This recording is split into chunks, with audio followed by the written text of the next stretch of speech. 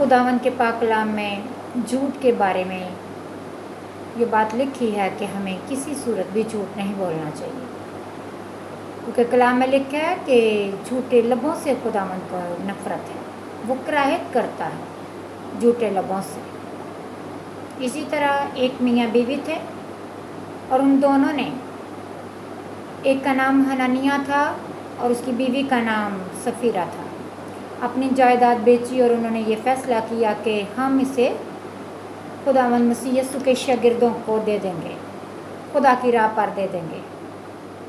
और दोनों ने मिलकर ऐसा किया कि उस जायदाद की जो कीमत थी उसमें से कुछ रख लिया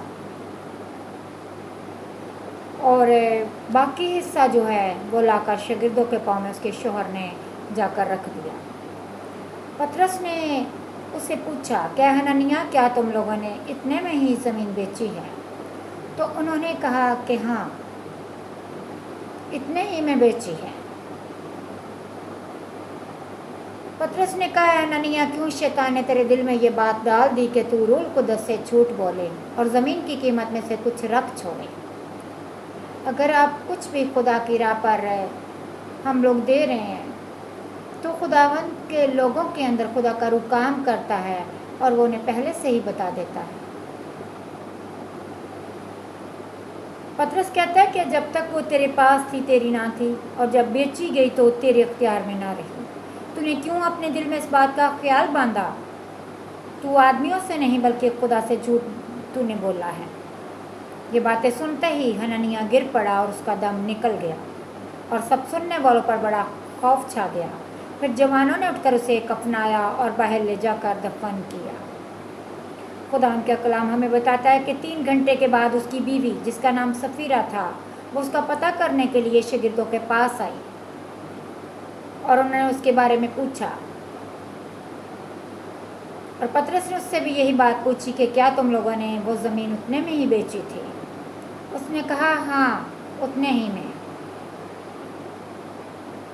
पतरस ने उससे कहा, देख, तेरे शौहर के दफनाने वाले दरवाजे पे खड़े हैं। और वो उसी दम वो भी गिरी और वो मर गई और उसे भी दफना दिया गया। खुदावंद के कलाम के मुताबिक झूठ किसी सूरत भी बोला नहीं जा सकता, खा हालात कैसे भी क्यों ना हो। किसी भी सूरत में खुदा को झूठ बोलना पसंद नहीं है। झूठे लबों से खुदावंद को नफ़रत है।